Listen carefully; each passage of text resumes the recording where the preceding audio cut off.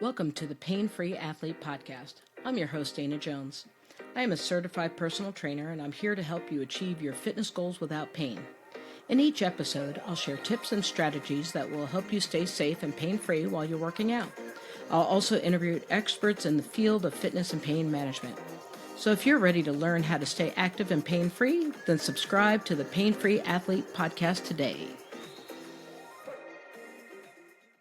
Hi, everyone, and welcome to the Pain-Free Athlete Podcast. I'm your host, Dana Jones. Joining me today is the incredible Dr. Raeeda Gheewala, also known as the Kidney Queen. Dr. Raeeda is a board-certified nephrologist, sports kidney expert who's passionate about prevention, education, and helping people understand how their kidneys connect to their overall vitality. Welcome to the show. Thank you, Dana. Thank you so much for having me.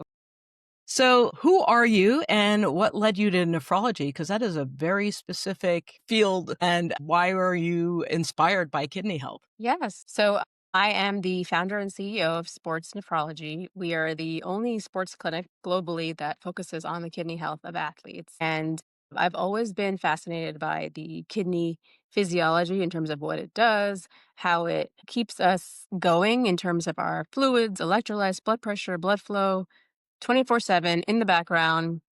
And nobody really knows about kidney function because it's always there until it's not. And that's where I come in as a kidney doctor.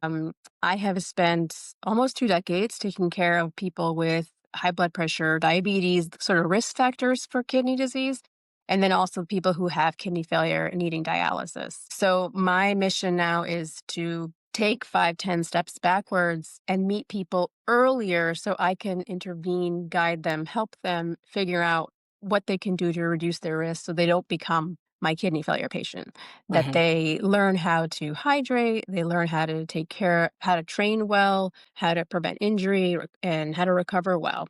How does your work specifically address kidney health, like in athletes? Because I don't know if they're different than the average person wandering around. I mean, probably put more strain on our kidneys than the average person wandering around. But how does endurance sports or high intensity training routines affect kidney health? Right. It's a good question. So it can be from the actual training, meaning if somebody starts a new regimen and they are not acclimatized and they go hard and they're a weekend warrior, for example, and they're just lifting a lot of weights and they have muscle injury. And there's a condition called rhabdomyolysis, which is muscle injury that results in muscle death, and where the dead muscle cells actually go to the kidney, cause toxins, and cause kidney failure. And people can have blood in the urine as a symptom, and that is a emergency where it requires going to the ER, getting intravenous fluids, and some people actually even require dialysis short term. So that could be like a young, healthy person working too hard, too fast, and not recovering, not hydrating, and being in the ER, that same evening. And that's one thing. Another thing is you mentioned endurance athletes, marathon runners, cyclists, people who are running races for 3, 4, 5 hours, and they're losing salt and water through sweat. And so if they're only hydrating with water and not an electrolyte-rich drink, they can be diluting their blood sodium levels. And that is another potentially dangerous condition called hyponatremia. It can happen again in marathon runners. It's called exercise-associated hyponatremia, where the blood sodium level gets so dangerously high, it can cause neurologic symptoms, confusion, even seizures. And again, that's why there's so many people in medical tents in all these races and marathon to catch people early, to detect early, to see if they're it is rare, but I trained in Boston, and every year in the Boston Marathon, we were on high alert, waiting for those few people who potentially came in with that hyponatremia, and try to catch it and reverse it as soon as possible. Yeah, and unfortunately, I volunteer a lot. Well, not unfortunately. Fortunately, I volunteer at Ironman, but you see that a lot. And it's because you're looking at athletes that are out there for 15, 16, 17 hours. And I think there comes a time where we just forget how to fuel. You get tired, and also stuff tastes like garbage after a while. And Iron Man does a pretty good job because they try to give you broth, they try to get salty snacks, Mhm. so that it does make you thirsty, and they try to provide electrolytes for these people because they're out there so long. Yeah. But you will always see somebody who's kind of wandering around, doesn't know their name, and Mhm, they're mhm. getting pulled from the course, and which is a good thing 'cause it's not something that people need to pass away from, for sure. When we're looking at kidney health, because the other thing that I've always heard about is, how NSAIDs and, other types of pain medications really affect your kidneys, and unfortunately, as athletes, we have a tendency of popping them like they're chiclets, especially if we're, um, trying to work through something or we have a schedule. So, like, okay, I'm going to take some Advil or I'm going to take some Tylenol because I need to make it through this workout. What is the best way or the best strategy for managing pain and also not putting a strain on your kidneys by taking these things and really messing up your body? Yeah, as you mentioned, NSAIDs, I just wanted to review for your audience, anti-inflammatory medications like ibuprofen, Motrin, Advil, Aleve, naproxen, they all fall in the same category of medications that are okay once in a while. But if you take an NSAID medication in the setting of dehydration, even a couple of doses, but like let's say you're severely dehydrated, but you're in pain, you take ibuprofen, or you take 600 milligrams or 800 milligrams of ibuprofen, popping 2, 3, 4 tablets, that even those few pills can have kidney damage. Really? It's usually short term and can be a reverse, but it can cause significant kidney damage, and especially it depends on how dehydrated you are. And then I think what you were also referring to is chronic use of anti-inflammatory medications, meaning every day you come home, you're sore, you finish training, and that also can cause chronic kidney disease. And they're two different things. One is more reversible, one is sort of not reversible and longer term problem. So I also, again, the acclimatization of your training regimen is a big factor in recovery, muscle injury, and using non-pharmacological methods as much as possible, whether it's heat, whether it's cold. I know a lot of athletes use ice baths afterwards, cold plunges to really reduce that inflammation from muscle soreness without medications. If medications are required, I would prefer acetaminophen, Tylenol, and then make sure you're hydrating. You come home, you try what you can to take a shower, use the heat, or to feel better, and you've already eaten and drink and it's been a couple of hours or an hour, then it's okay to take that ibuprofen because you, again, want to take it in a hydrated state after you've had time to eat, drink, and it's been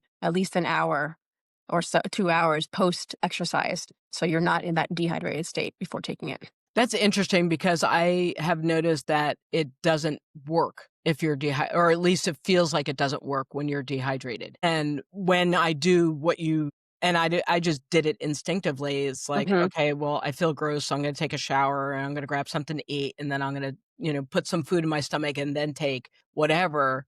It feels like it works as opposed to I'm out in training and I take it and then, I don't understand why it doesn't kick in or Yeah. whatever it may be. Yeah, and I think it has to do with blood flow because the anti-inflammatory medications, what they do is actually reduce kidney blood flow. So that's why you have to hydrate first, knowing that you're going to have a little bit of a lower blood flow to the kidney during that, or that 30 minutes, hours after you take it. So yeah. So, speaking of hydration, because I've always been people give me a hard time about it because I talk about it all the time. And I don't know, the standard has always been in terms of fitness training that you drink at least half your body weight in ounces, and that is absolutely doing nothing. That is just normal maintenance for every day. And then if you drink coffee or tea or a soda or something like that, then you have to kind of match to bring that back down because those are kind of diuretic like. Mhm. Why or like, what is the standard for hydration, especially as an athlete? Like, is there some kind of formula that people can have so that they know, like, if I'm riding the bike for 5 hours, I should be drinking this amount of ounces? Like, does it have to do with body weight? Does it have to do with time?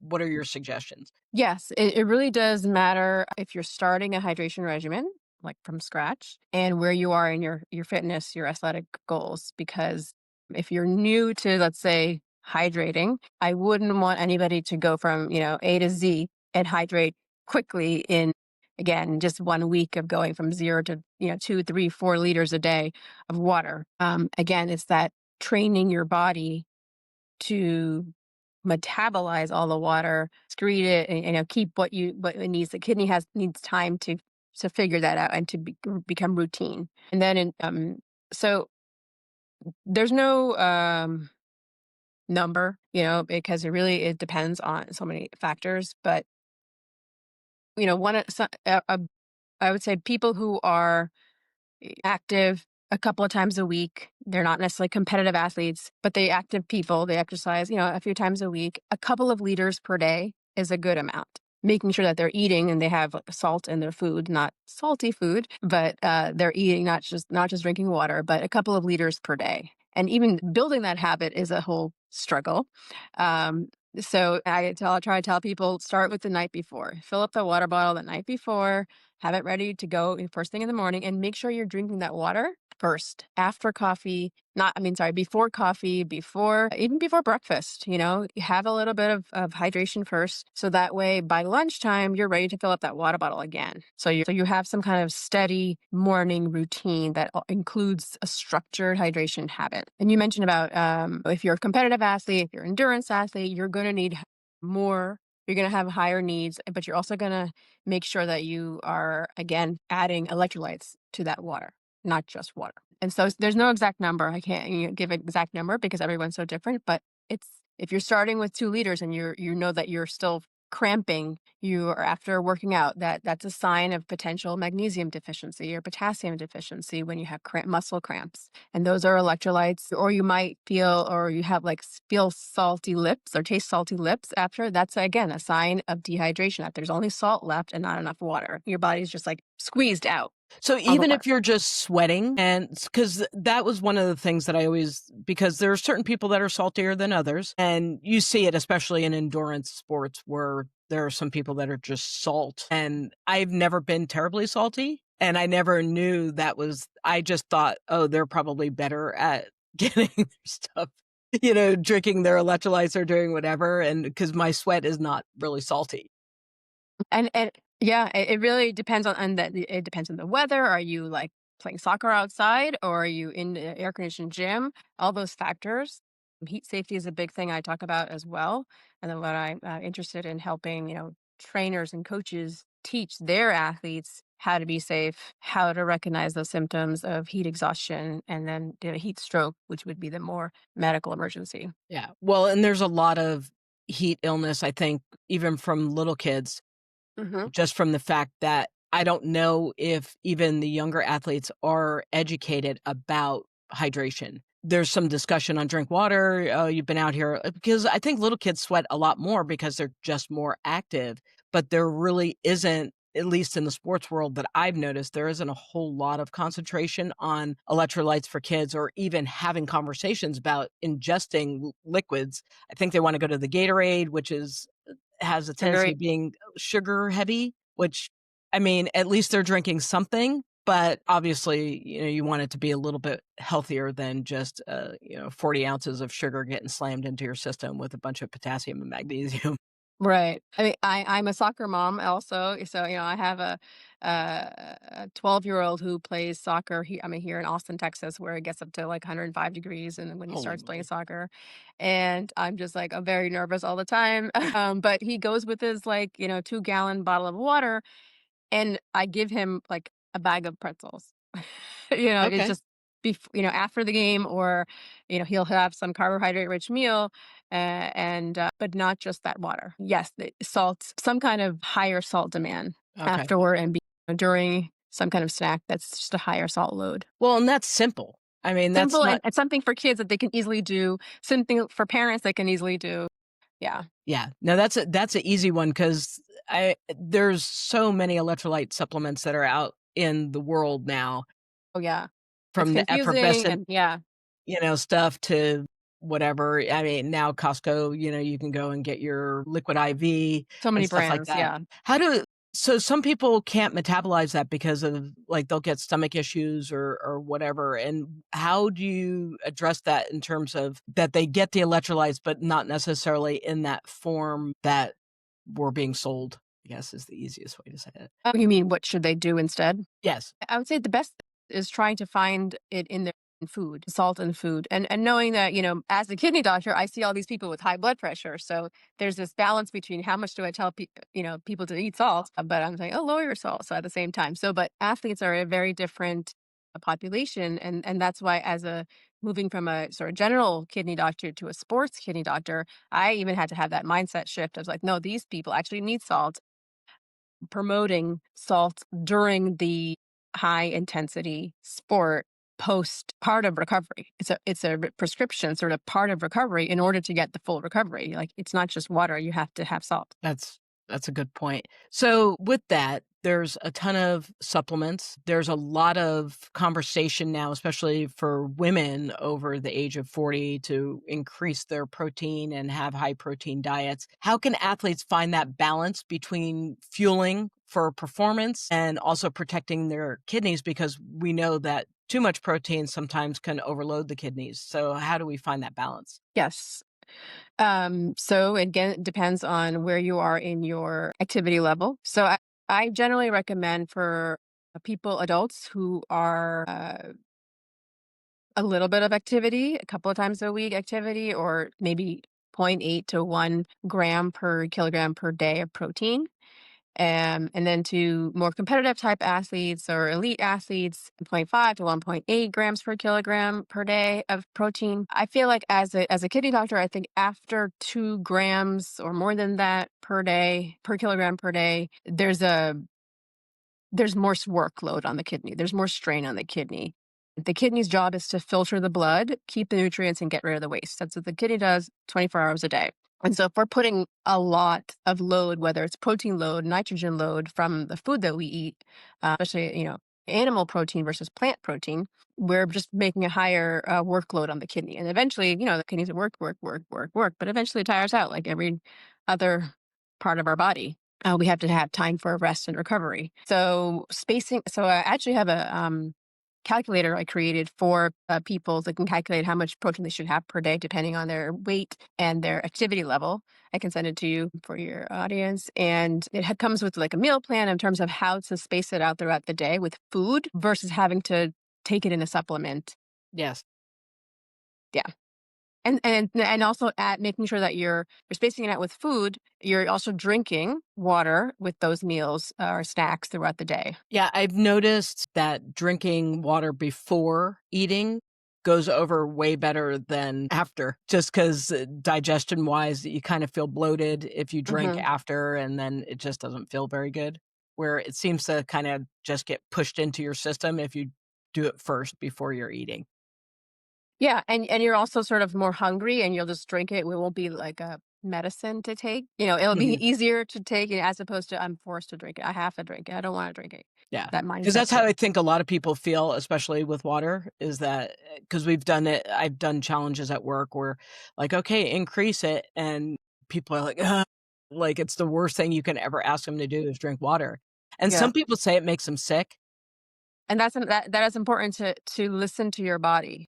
Okay. Because that might be those new people who starting their water hydration regimen, and that happened to me actually because I was trying to increase my water intake, and I realized when I was trying to do 2 liters per day because I hadn't done that myself, and after 1.5 liters, I was starting to feel just not right, and you have to listen to yourself. And that means okay, take a pause, try it for a few more days in the lower amount, then increase it to a few more, another cc's or 100 cc's or until you get to that amount that you can tolerate. But it is important to listen to the symptoms your body is giving you, signs. So if you could give any advice to an athlete right now that's starting off and saying they're a runner, what would you say about how they need to approach their training in terms of hydration and proper kidney health? Yeah, I would say it's important to get a baseline. All of us need a proper baseline of where you are in terms of your weight, your blood pressure, your protein goals, your kidney function. So and I would say get a primary care doctor to just check you out, make sure that if there's anything that needs optimizing before you start running, whether it's a heart issue or whether it's a blood pressure issue or whether it's a fluid issue. So then the second step would be getting proper sleep, getting so that you wake up in the morning and then you have your water bottle and you're ready to start your routine, and then you go out and do your run. But it starts from the day before, the night before. Mhm. Yeah. I think that's a big point for a lot of athletes is that they don't realize that their hydration practice or even their nutritional practice happens a couple of days before they actually do it. We've always heard about the pasta meals before marathon or whatever, and a lot of times you don't wanna slam 2 pounds of pasta the night before you're supposed to run because 'cause you're just gonna feel like garbage. But what you eat and even how you sleep is important a couple of days out from especially in a big event. Obviously, day-to-day training, you're gonna have different circumstances, but a couple of days out, preparing yourself, and a lot of times I will coach my athletes to say, like, a week out, start Hmm. really looking at where you sit because you gotta know the weather, Hmm. the terrain, things depending on whatever the race may be, whether it's a triathlon or whether it's a running race, because you don't want to there's no catching up during the event. You're Right, and kinda you screwed. can't fast track or cheat the system. The kidneys are smart, and so even if you try to hydrate extra or get an IV bolus, for example, I know some people have done that, and your kidneys are just gonna see excess fluid, and you'll be in the bathroom excreting it. And that's no fun. So it won't stay inside. Yeah, and it'll kill your time if you're trying to wait, especially at a running race waiting for a porta potty, you're screwed. Mhm. Yeah. Anyway, thank you so much for this conversation. You've definitely helped connect the dots between prevention and performance and kidney care. How do people find you and how do they learn more about the work that you're doing? Yeah, I think the best place to find us is on our website, sportsnephrology.com. And we're actually running a promotion right now till the end of the year, 15% off the first consultation, where I do like a 90-minute one-on-one FaceTime with look over old records and just kind of review, yeah, really to get that baseline, what you mentioned about, like, let's say somebody new starting a new training regimen, a runner, or any type of athlete who wants to know where they are from their health, and then guidance of what to look for, signs and symptoms, and what to monitor. I think those three steps are helpful to get going. And then I'm also on the Kidney Queen, as you mentioned in the beginning, about social media on Instagram and YouTube. Fantastic. Well, thank you so much for your time. I appreciate it. Thank you, Dana.